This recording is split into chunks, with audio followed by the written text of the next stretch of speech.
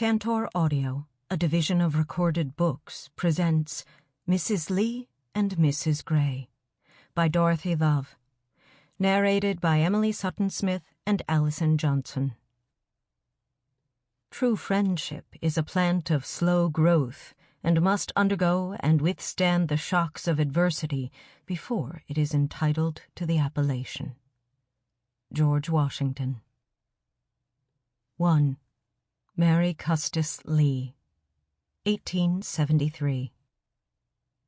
There was a time when Arlington was a magical place, enchanted and inviolate, the place where all that was beautiful in my world began. I grew up amid its 1,000 acres of rolling green hills and pleasant shades, my hands stained with the rust-brown soil of Virginia, and branded by the oil of roses from hot summer days working in the gardens with my mother. A great-granddaughter of Martha Washington, I learned reverence for my father's storied history as soon as I could talk. By the age of 8, I could recite the particulars of the Battle of Trenton and recount details of the bitter winter at Valley Forge.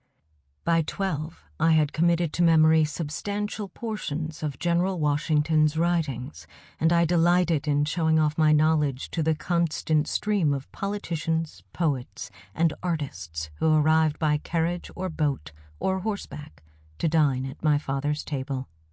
A man of wide interests and legendary hospitality, he enjoyed entertaining the obscure and the famous in equal measure, so long as they were interesting.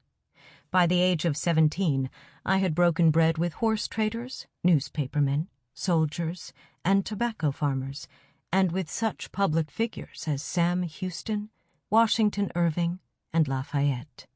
After my daily lessons in French, Greek, and Latin, I was free to plunder my father's studio, a thrilling and amusing hodgepodge of books, maps, mementos, and half-finished paintings and plays. I spent hours poring over his volumes of botany, history, and poetry, while General Washington kept watch from his portrait above the fireplace mantel. On rainy afternoons I sprawled on the floor with paints and canvas, making sketches of flowers and people and the cats that roamed the house. My father, George Washington Parke Custis, inherited a number of slaves from his father's estate, 60 of whom lived at Arlington in quarters that stretched from the backyard and along the river to the fields of corn and winter wheat. I knew each of them by name, and they would pause in their various occupations to exchange a greeting whenever I happened by. I spent hours on horseback roaming the silent loveliness of the woods and fields, which were full of foxes, rabbits, and deer. I waded in the cold streams that meandered through dense thickets. I captured butterflies and studied the beetles inching their way along the forest floor. When I grew tired, I stopped to rest at our little chapel nestled in a grove of trees. Even now, it is pleasant to recall the sound of voices lifted in song that lingered in the evening air like a benediction. How long ago it seems. How innocent I was of the ways in which life could wind. I couldn't have imagined that one day this dear old house, the scene of so many happy hours, would be stolen from me, trampled by a lawless foe, never again to shelter me and mine. 2. Mary, 1827. The 40-mile journey from Arlington to the home of my mother's cousins in Fauquier consumed an entire day. My mother usually accompanied me on visits to her cousin Thomas Turner's family, but she was fighting a cough that spring. I was 19, old enough to make the trip without her, so it was Eleanor, affectionately called Old Nurse because she had looked after Papa and then me from our earliest childhoods, who sat with me in the carriage, her sewing on her lap, our lunch basket at her feet. We left Arlington before sunrise, crossing the dark river that shimmered beneath a waxing moon, meandering eastward past the sleeping farms of Fairfax and Chantilly, before turning north to Kinloch. every mile punctuated by Eleanor's complaints about the bumpy ride, her aching bones, and the gathering heat. It was quite a relief when through the deepening twilight the house came into view. Though the Turner place was not to my eye as lovely as Arlington, it was pleasantly situated on a rise that afforded a view of meadows that, in spring, were thick with wildflowers, and beyond, acres of rich green fields that spread out in all directions. My cousin spilled from the house to greet me. Old Nurse climbed stiffly from the carriage and trailed me up the steps and onto the porch, while Daniel began unloading my trunks. "Mariana," Cousin Elizabeth, Thomas's wife, squeezed my hands. "Welcome, child. We've missed you." I kissed her cheek. "Mother sends her love. She said to tell you she hopes to come out later on, when she feels better." Thomas, tall and spare, consulted his watch. "It's nearly 7. You must be famished by now." Caroline, who had recently turned 8 years old, said, "Papa, we are all famished." She turned her dark eyes on me. "We have been waiting forever, Mary. We thought you would never get here." It was a long trip. I smiled and embraced my frank young cousin. "Goodness, you've grown so much since last summer." "I know it. Almost 2 inches. Mary." Eliza, 2 years younger than Caroline, launched herself into my arms. "Guess what?" "What?" "No, you have to guess." "Well, you must give me some clue." "We have a new animal in the barn. Guess what it is?" "A kitten?" "Bigger." "A puppy?" "Bigger." "Bigger than a puppy? Let's see. Do you have an elephant hiding in your barn, Eliza Turner?" She giggled. "It's a foal. Papa says he's a real beauty, and I get to name him." I set her on her feet, and we all went inside. Daniel carried my trunks up to my usual room. Old Nurse went with him to unpack my dresses. Elizabeth herded us to the table and rang for Wilhelmina, who had presided over Kinloch's dining room for as long as I could remember, and supper was served. After asking for the news from home, Thomas described a series of agricultural talks he had heard at last year's Lyceum in Massachusetts. Elizabeth asked after Mother and Papa. Caroline and Eliza finally nodded off and were taken up to bed by their nurse. The boys, Edward and Henry, badgered their father to continue his reading of The Last of the Mohicans. "I'm afraid my sons have nothing but Indians on their minds these days," Elizabeth said when Wilhelmina had removed the last of the dishes. "It's the best book there ever was," Edward said. At 11 years old, he was the younger of the 2 boys, and, like his father, tall and thin, with a shock of brown hair and lively eyes. "Have you read it, Cousin Mary?" "I have not, but you can tell me about it later, when I'm not so sleepy. Right now I don't think I can stay awake for another minute." "Go on up to bed, Mary," Elizabeth said. "Let me know if there is anything you need." Old Nurse had prepared my bed and taken out my nightdress and hairbrush before retiring to the little alcove off my bedroom. I washed my face and hands, brushed my hair, and climbed into bed, where I slept like the dead until the crowing of the rooster woke me at sunrise. Old Nurse was still asleep.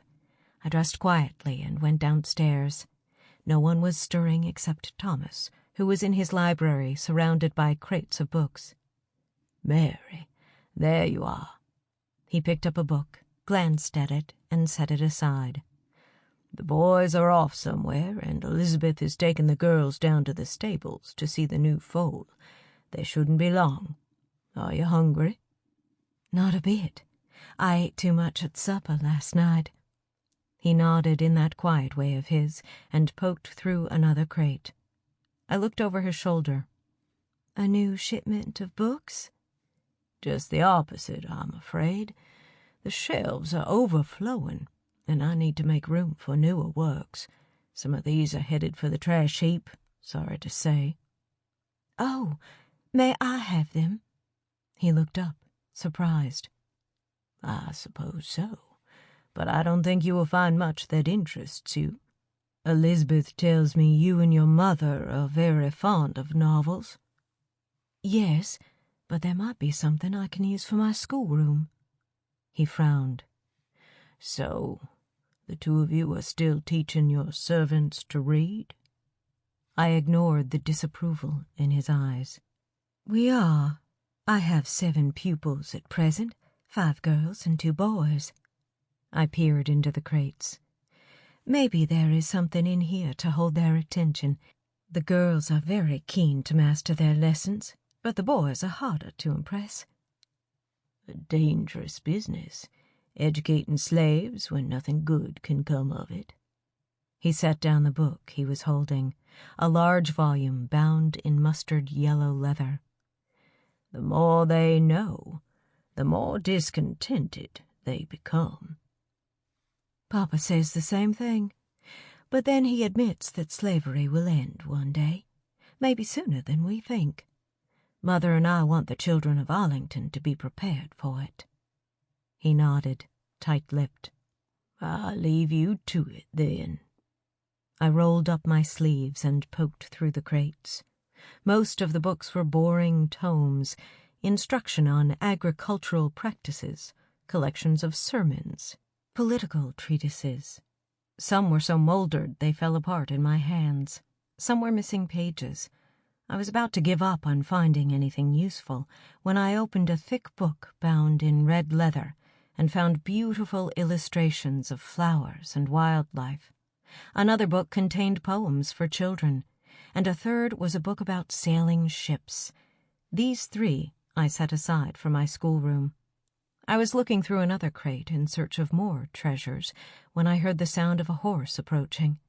I looked out the window, then quickly brushed the dust from my skirt and ran out to the porch just as the rider dismounted and handed his reins to the stable boy. "Robert Edward Lee! What a happy sight!" I couldn't hide my joy at seeing my favorite cousin. We had been childhood playmates and the closest of confidants before he left for his studies at West Point. Cadets were allowed only a single leave at the end of their 2nd year, and the separation seemed interminable. "Hello, Molly," he said, using my old childhood nickname. He came up the steps and clasped my hands tightly. "I cannot tell you how long I have waited for this day." We went into the house together. Except for the servants, we were alone. "I went first to Arlington, and your mother told me you were here," he said. "I came as soon as I could." "I'm glad you did," I said. "Have you had any breakfast?" "No, but I don't want anything." He set his leather hat on the table in the parlor. "All I could think about these past weeks was how much I wanted to walk with you and read with you and ride with you." "So you said in your letters." Robert had been an extraordinarily handsome boy, and in his 2-year absence he had matured into a strong and handsome man. "I missed you, cousin." "Splendid. Perhaps I can make you forget those other beaux who danced attendance on you while I was away." "I wouldn't call them beaux, exactly. And anyway, they have all absconded now." He smiled, seemingly relieved. "What have you been doing?" I told him about my book-sorting project and led him into the library to see for himself. "You've grown up since I've been gone," he said. "You seem so much more serious now." Maybe I am. I was not very good at sharing my innermost thoughts, but there in the Turners' library, with dust motes swirling in the beams of sunlight streaming through the tall windows, I told Robert how very badly I wanted to make a contribution to something that mattered. After all, what is life worth if you can't accomplish it in something for the benefit of others, especially those who are so entirely dependent upon our will and pleasure? "Your mother mentioned that you two are still working on behalf of the Colonization Society." Yes, but progress is difficult when we are obliged to purchase slaves in order to free them, and then there is the cost of their passage to Liberia. I nattered on, because suddenly it had become important to me that he understand. I leaned on the corner of Thomas's desk. The children have nothing that's only theirs, and the fact of it is truly shameful. An education, however rudimentary, is something that no one can take away from them, whether they choose to go to Liberia or not. And one day when— He smiled, then. Are you laughing at me? Of course not. I was thinking how pretty you look in that green dress. Oh. For the first time in my life, I felt shy around him. And you have changed your hair, too. It's very becoming. Mother says ringlets are all the rage these days. I take her word for it. So you are still not interested in fashion? Not in the least. Elizabeth and her girls returned from their visit to the fold then, exclaiming over Robert and asking 1,000 questions about his life at West Point. By the time Thomas and the boys returned, it was too late for breakfast, but presently an early dinner was set before us, during which Robert described his studies and his plans to become a member of the U.S. Army Corps of Engineers. Wilhelmina came in with dessert, a strawberry cake with boiled icing. Robert ate 2 pieces, and after a polite interval in the parlor, he caught my eye. What do you say, Mary? Shall we go riding? We set out across the meadow at a smart canter, giving the horses their lead. We forded a shallow stream and passed through a forest thick with old oaks clothed in summer green. I was so happy to see Robert I could have ridden with him all day, listening to his tales of life at West Point. But after an hour the sun disappeared and black clouds boiled up in the distance. We ought to head back, Robert said, and we turned our mounts for home. But the sky suddenly opened, and we were caught in a downpour. We sheltered beneath a stand of old oaks. Raindrops glittered in the gusts of warm, humid air that blew against our faces. A low rumble of thunder startled my little mare, and Robert reached for my reins. Our fingers touched. His eyes met mine and held. And all at once everything changed. And I knew. The storm slackened, and we rode home. Leaving our horses to the stable boy, we went inside, laughing together and shaking off the rain. Supper that night was a feast to welcome Robert home. Everything was delicious, but I was too jittery, remembering the touch of his hand on mine. I pushed my food around on my plate, listening to the Turner clan chatter on about the new foal, all the while wondering how on earth I could continue to breathe if Robert did not return my tender feelings. Thomas said something that made everyone laugh. Robert caught my eye across the candlelit table and smiled, and I saw then, to my great delight, that he too understood we were meant for each other.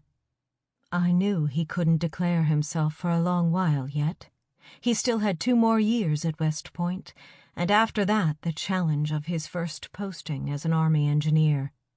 But on that warm May evening at Kinloch, I was as happy as I had ever been. One day, Robert Lee would be mine. 3 years later. He proposed marriage over a plate of fruitcake. It was summer, and Arlington was in its full beauty. The broad green lawn sloped gently toward the shimmering Potomac. The gardens brimmed with myrtle and roses and lilac. Children and dogs played among the trees. A family of orange cats lay sunning themselves on the front steps. Robert was visiting, and we had spent every moment since his arrival walking by the river or talking politics with my father. Following Sunday services, Papa read to us from the new play he was writing. After that, we enjoyed an hour of listening to Robert reading aloud a novel by Sir Walter Scott. When we reached the end of the chapter, Mother caught my eye and said in that sweet, gentle way of hers, "Mary, Dear, perhaps Cousin Robert could use some refreshments after such a long readin'." Her smile was an unspoken apology for the disagreement we'd had earlier that morning after church. I had changed into an old yellow calico dress with a frayed hem instead of the new apricot silk she had recently made for me. To keep the peace, I'd donned the silk, but during dinner I treated her with cool detachment to underscore my displeasure. Then Robert had arrived, impeccably attired as always, and Mother had sent me a look that plainly said, "See, I have saved you from embarrassment." Now I returned her smile, for it was impossible to remain at odds with someone of such refinement and gentleness. Mother was a quiet-spoken woman whom nothing ever defeated, a model of piety and parental love. I despaired of ever becoming her equal. "I could do with something to eat." Robert set his book on the empty chair next to mine. I went into the dining room to see what was available, and he soon followed. As I finished cutting the fruitcake I'd found on the sideboard, I felt his arm slide around my waist. Drawing me close, he said without preamble, "Molly, will you be my wife?" My hand trembled so terribly I feared I'd dropped the knife. I set it down and turned to face him, and was struck anew by his beauty. He was nearly 6 feet tall, broad-shouldered, with a military bearing that made him seem important whenever he entered a room. His hair was thick and dark, his eyes were deep brown and shining with the love that had been slowly growing between us nearly all our lives. I had dreamed of this moment since that magical summer at Kinloch, for I was drawn to him as sunflowers turn toward the sun. But I had been told all too often that I was too unrestrained in my speech and too unconventional in my conduct, also plain and dull. Although I was not completely without male attention, my mother, when she thought I was out of earshot, confided to my aunts and her friends that she was worried about my matrimonial prospects. "Wherever will we find someone suitable for Mary?" was her constant refrain. Now, the perfect suitor was standing in my dining room, holding a plate of fruitcake, waiting for an answer. Yet as deeply as I cared for Robert, I wondered how I could keep faith with the promise I'd made to improve myself while learning to be a wife to an army officer and a mother to the children who were sure to come. And I worried about my little scholars, particularly Selina Norris. She was only 8 years old, whip-smart and eager to learn. Each week she came faithfully to my schoolroom, her stubby fingers clutching her book, her eyes blazing with curiosity and excitement. How could I disappoint such a willing pupil? And then there was Papa. While my relieved mother would be delighted to welcome Robert into our family, I worried that my father might not approve the match. Though Robert was from a fine old Virginia family, his father had been involved in scandalous brawls and shady financial schemes, and had gone to debtor's prison before abandoning his family for good. Everyone in our vast and far-flung clan of aunts, uncles, and cousins knew all about Light Horse Harry Lee. I was the sole heir to Arlington and its treasures from President Washington's Mount Vernon estate. All of my father's other holdings, houses, fields, mills, and slaves, would one day pass to my children. Papa would not allow my future and the future of my inheritance to fall into the wrong hands. "Well, Molly?" Robert was still waiting, an expectant smile on his face. "Will you have me?" Looking into his warm and hopeful eyes on that balmy June afternoon, I knew, despite my worries, what my answer must be. "Yes, Robert, I will." 3.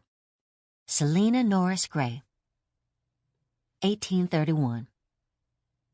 It was freezing cold in the barn, and I leaned upside Lottie as I milked her. Seemed like she enjoyed the warmth her own self. She stood still while I squirted milk into the pail. Ever so often she'd look back over her shoulder and blink her eyes like she was asking me how much longer did she have to stand there. I just laughed at her. I had loved Lottie since she was a calf. Milking her twice a day was the chore I liked best. It smelled good inside the barn, like milk and straw and leather mixed together. I finished the milking and patted Lottie's sides and let myself out. I was careful not to spill the milk. Mr. Custis never paid too much attention to us unless we broke one of his rules. One of them was don't spill anything. Another one was don't break anything. Don't steal. Don't sass the missus. It was a lot to remember even for grown folks, and I wasn't even 9 years old yet. I started up the path, and there was Ephraim. He helped Mrs. Custis in her gardens, but now it was winter. Too early for planting flowers, so he was working with Luther in the smokehouse, tending to hams and bacon and such. He was tall as a tree, and so thin you'd miss him if he was to be walking toward you sideways. When the weather was warm, he would go up to the house of an evening and sit on the porch with Mr. Custis, and they would smoke their pipes and talk about this and that until 10 o'clock. Then Peter would come up to shut the front door for the night and send Ephraim home. If you couldn't see Ephraim, you still knew he was close by just from the tobacco smell. He bobbed his head at me, and I went on up the path. The leaves were off the trees, and I could see the house and the smoke coming out the chimneys, and Daniel taking the carriage around to the front door. The horses were stamping and shaking their heads, and their breath made white clouds in the cold air. I hoped Daniel was there to drive Miss Mary into town. Last week at my lessons, she promised me a new book, something called a primer that you had to send away for. In the schoolroom, there were books with pictures in them. There was chalk and slates and pens and paper for practicing writing my name. There was a Bible and a spelling book with a blue cover on it, and a map of Virginia tacked to the wall. I liked words, the shape of them on the page. Some were long and skinny, like grasshopper and strawberry, and some were short and round, like pump and bulb and bowl. But Miss Mary was busy from morning till night, getting ready to marry Mr. Lee, and the house was all aflutter. Ladies mostly, coming and going for parties and such. They had to be careful where they stepped, because Mr. Custis had hired some men to help fix up old Arlington, making it shine for the big day. Paint buckets and ladders and wheelbarrows were scattered everywhere. All the other young ladies were jealous of Miss Mary because of how handsome Mr. Lee was. My daddy saw him riding up to the house one day and said there wasn't another man in all of Virginia who looked as good in the saddle as Mr. Lee. He was always bringing little presents for Miss Mary and making her laugh. He was helpful to Mrs. Last fall, he helped her with the planting, digging with a shovel and a pick, just like Ephraim.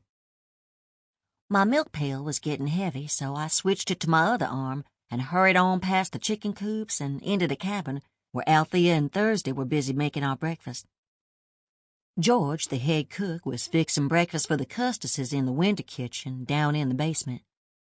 I smelled the bacon and wood smoke and cinnamon from clear across the yard.